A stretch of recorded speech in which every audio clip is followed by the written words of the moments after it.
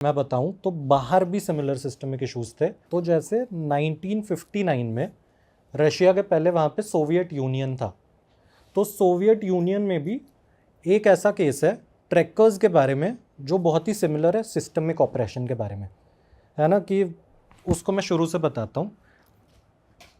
Igor डियातलॉफ नाम का एक लड़का था, कॉलेज स्टूडेंट था, और उसको बहुत ज़्यादा ट्रैकिंग का शौक, नॉर्मल इंजीनियर टाइप का लड़का पर बहुत ज़्यादा ट्रैक्स करता था। वापस से ईगोर के अलावा मैं किसी का नाम नहीं लूँगा, विक्टिम्स के फैमिलीज अभी भी एग्जिस्ट करती हैं, उनको परेशान नहीं करना चाहिए। ईगोर का भी इसीलिए ले रहा हूँ क्योंकि वो जो डियातलॉफ पास है वो उसी के नाम के बाद रखा गया। तो ये लड़का अपने कॉलेज में जाना चाहता था कि भाई मैं तो ट्रैक्स पे जाता हूँ, मुझे ट्रैक करना पसंद है और कॉलेज के अलावा मैं ये चीज़ करता हूँ। और उसके कॉलेज में सारे दोस्त 1959, कोई इंटरनेट नहीं, कोई कंप्यूटर नहीं, कोई PS नहीं खेल रहा है, तो घूमने निकल जाते थे। तो अब वहाँ पे ऐसे होता था कि उसने अपने कॉलेज के 9 दोस्त अपने साथ पकड़े और उनके साथ ये सारे ट्रैक पे जाने का डिसाइड करते हैं। पर वो 9 में से 8 लोग थे जो इसके कॉलेज के थे और एक कोई आदमी था जो 38 ईयर्स का था। अब वो उनमें से किसका दोस्त है ये कभी क्लियर नहीं हुआ, पर वो उनके साथ ट्रैक में था। फेब के महीने में 1959 में ये अपने यूनिवर्सिटी से सारे निकलते हैं और यूरल माउंटेन्स नाम का एक माउंटेन रेंज है, जैसे अपने यहाँ हिमालय है वैसे यूरोप और एशिया के बीच में माउंटेन रेंज है, वो यूरल माउंटेन्स है। तो वहाँ पे ये लोग, उसका जो हाईएस्ट सिविलियन पीक है, तो माउंटेन्स में भी आप जो नॉर्मल सिविलियंस है हम लोग जैसे, वो एक जगह तक चढ़ सकते हैं, उसके ऊपर अलाउड नहीं होता क्योंकि सेफ नहीं होता। तो वहाँ पे जो उनका सेफेस्ट पॉइंट था हाईएस्ट, वहाँ पे ईगोर का ऐसे था कि हम लोग जाएंगे वहाँ पीक करेंगे। टेम्परेचर वहाँ पे -15 से भी नीचे चला जाता है, भयंकर ठंड और मौसम भी ख़राब। इन लोगों ने बोला कॉलेज से छुट्टी है, अपन लोग चलते हैं। ये लोग जाते हैं फेब के महीने में और इनका ट्रिप था 8 दिनों का। घर पे बोल दिया 8 दिन तक हम नहीं आएंगे, सारे चले गए। ट्रैक पे ये लोग गए और जब बेस कैंप पे पहुँचे हैं, अपने अपने कॉलेज से निकल के बेस कैंप पहुँचे हैं, तो वो 9 में से एक उनका दोस्त था जिसकी तबीयत बिगड़ गई, तो वो वापस आ गया बेस कैंप से ही और बाकी के 8 लोग ऊपर चल दिए। 4 दिन, अगले 4 दिन का फुटेज था, डॉक्यूमेंट्स थे उनके, जिससे हमें पता चला कि अगले 4 दिन तो वो लोग ठीक थे। वो ऊपर डियातलॉफ पास तक पहुँचे भी, जो ऊपर का पॉइंट था जहाँ उनको जाना था। और वहाँ पे फिर ऐसा होता है कि 8 दिन बीत जाते हैं और 9 दिन बीत जाते हैं। तो जो इनकी फैमिलीज़ होती हैं वो सोचती हैं कि चलो ट्रैक है ना, ये कोई ऐसा गोवा का ट्रिप तो है नहीं कि वापसी का फ़्लाइट किया हुआ है। कई बार आप भटक जाते हो, 1-2 दिन आगे पीछे होता है, तो इनके साथ वही हुआ होगा। फैमिलीज़ ने पैनिक नहीं किया। फिर जब 4 दिन हो गए और ये लोग वापस नहीं आए, फैमिलीज़ गए पुलिस के पास, उन्होंने बताया कि ऐसे ऐसे हो रहा है, हमारे बच्चे 4 दिन ज़्यादा हो गए अब तक घर वापस नहीं आए और किसी को पता नहीं है क्या हुआ। पुलिस ने भी ऐसे बोला कि ट्रैकर्स जाते ही रहते थे उस टाइम सोवियत यूनियन में, तो उन्होंने इतना सीरियसली नहीं लिया। फिर जब और 4 दिन बीत गए और ये लोग वापस नहीं आए, तब थोड़ा गवर्नमेंट के साइड से प्रेशर आया, लोकल अथॉरिटीज़ यूरल माउंटेन्स में गए। जब ये लोग यूरल माउंटेन्स में गए, तब वहाँ जाके इन्होंने देखा टॉप पे, वो पॉइंट पे जो टेंट थे इनके, वो अंदर से फटे हुए, और ऊपर चढ़ते चढ़ते पुलिस ने देखा कि पैरों के निशान है, नंगे पैरों के निशान, ना सॉक्स पहने ना शूज़ पहने। -15 डिग्री में आदमी जूते के ऊपर जूता पहन ले, इतनी ठंड होती है। ये लोग नंगे पैर बाहर भागे हैं टेंट से दूर, और टेंट को अंदर से काटा है, और टेंट के अंदर सारा सामान वैसा ही है जैसे इनके पीछे कोई जानवर आ गया हो, उस तरीके से ये लोग भागे हैं। पर उधर और किसी के फुटस्टेप्स नहीं है, सिर्फ उनके हैं। ये लोग भाग गए, तो पुलिस ने आगे जाके ढूंढना चालू किया कि कुछ मिल जाए, कहीं पे तो कुछ हो, ये लोग के निशान मिले। तो उनको 4 बॉडीज़ मिली, आगे आगे आगे एक दूसरे से थोड़ा थोड़ा दूर करते हुए 4 बॉडीज़ थी। इन्होंने देखा 4 बॉडीज़, किसी को ज़्यादा कोई ज़ख्म नहीं हुआ है, पर चारों ख़त्म हो गए। और उनके कपड़ों पे रेडिएशन था, न्यूक्लियर रेडिएशन। वापसी में जब उनका ऑटोप्सी कराया सब हुआ। दिक्कत ये थी, गए 8 लोग थे, बॉडीज़ 4 ही है। पुलिस वहाँ पे ढूंढती रही। फेब से जाके वो मई का महीना आ गया, उसके बाद जाके बर्फ़ के ऐसे 10-10 फीट या 10-10 इंच नीचे उनकी लाशें खोदने पे निकली, चारों की। हाँ, और वो नीचे के तरफ ट्राइब के तरफ थी, जहाँ नीचे एक लोकल ट्राइब रहती थी, उसके पहले नदी भी जमी हुई थी नदी के तरफ, और उसमें से 2 लोगों की लाशें मिली थी एक पेड़ के नीचे, और वो पेड़ पे से लकड़ियाँ टूट के गिरी हुई। अच्छा। पर ऐसे नहीं कि तूफान में लकड़ी टूटी है, ऐसे जैसे कोई उस पर किसी ने चढ़ के तोड़ी है, और कोई चढ़ नहीं सकता इतनी ठंड में क्योंकि इनके अलावा कोई वहाँ पे था ही नहीं, ट्राइब वाले भी नदी के उस पार थे। तो ये लोगों को लेके गए, इनके कपड़ों में भी रेडिएशन। और थोड़ा आगे गए तो आगे जाने के बाद और 2 लाशें।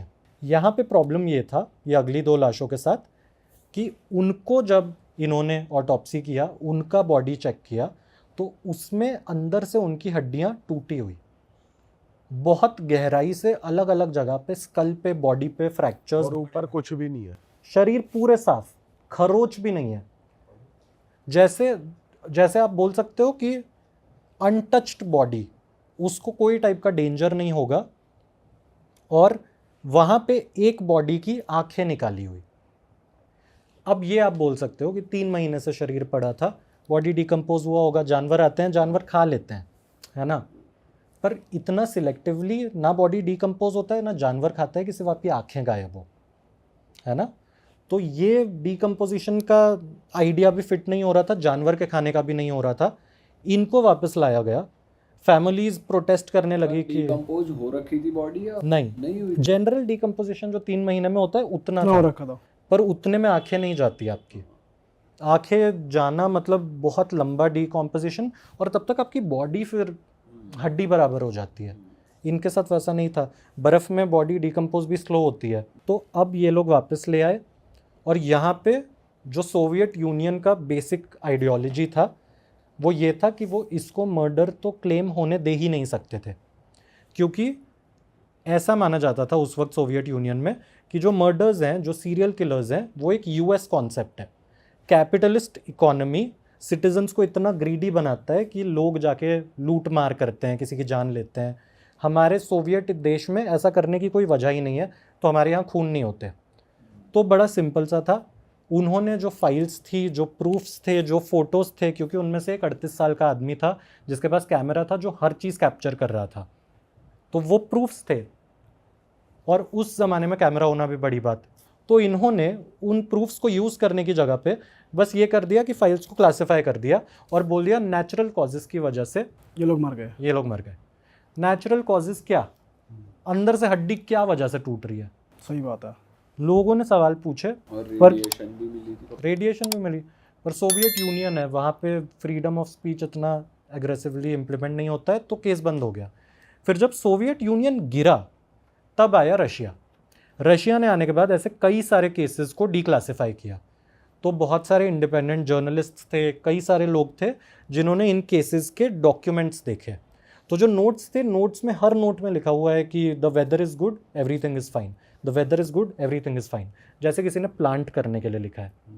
उसके बाद फोटोज़ थे, फोटोज़ में ये सारे बहुत एक्सटेंसिवली खुश दिख रहे।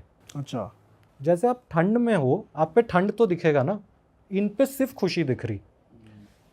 तो कुछ ऐसे कोई पिन पॉइंट नहीं कर पा रहा था, पर कुछ अजीब हो रहा था, समझ आ रहा था, है ना। यहाँ से फिर लोगों ने, क्योंकि गवर्नमेंट कोई कॉन्क्रीट जवाब नहीं दे रहा था, लोगों ने जवाब ढूंढना शुरू किए। तो यहाँ से निकले 5 थियोरीज। जो सबसे पहला था वो था कि वहाँ पे तूफान आया होगा, एवलांच आया होगा। ये गवर्नमेंट प्रपोज्ड एक पॉसिबिलिटी था कि बर्फ़ का पहाड़ है, आप चोटी पे गए हुए हो और वहाँ पे गिरती हुई बर्फ़ से तूफ़ान बनता है। पर अगर तूफ़ान बना होता तो फिर वो टेंट जो है, टेंट उखड़ गया होता। ये मैं मान सकता हूँ कि उनको तूफ़ान की आवाज़ आई, उन्होंने टेंट को काटा और वो जैसे थे वैसे ही दौड़ गए।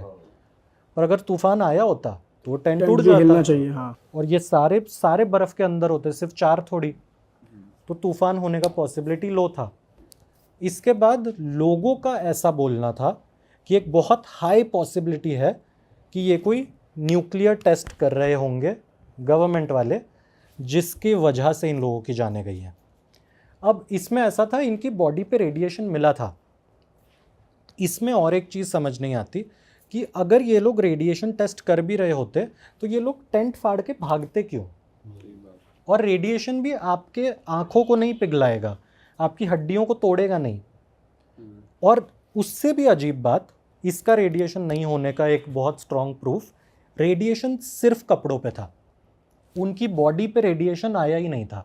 और अगर न्यूक्लियर रेडिएशन होता है वो आपकी बॉडी पे, बालों में, कपड़ों में, आँखों में, सब जगह आएगा। तो ये रेडिएशन का पॉसिबिलिटी कम था। एक बहुत ही ऑब्वियस सा लोग बोलने लग गए थे कि वो मानसी ट्राइब वाले होंगे। एक ट्राइब वहाँ रहती थी, तो उस ट्राइब पे ऐसे उंगली उठाई गई कि ये लोग कर सकते हैं। बट वो भी किस तरीके से ही मार देंगे एक ह्यूमन को कि बाहर मार्क्स ना आए और अंदर से हड्डियां टूट जाए। एग्जैक्टली। और मानसी ट्राइब वालों का हिस्ट्री है ही नहीं वायलेंट होने का। लोग ये बोल रहे थे कि ये हम तुम्हारी जगह पे आए होंगे इसीलिए तुमने मारा होगा। उनका ऐसा बोलना था कि हम नदी के इस पार हैं, ये हमारी जगह ही नहीं है, वो लोग यहाँ आके क्या कर रहे हैं हमको फ़र्क नहीं पड़ता। ना उनका हिस्ट्री वायलेंस का, ना उनके पास इतने एडवांस्ड वेपन्स कि वो 9 लोगों को एक साथ हंट कर पाए।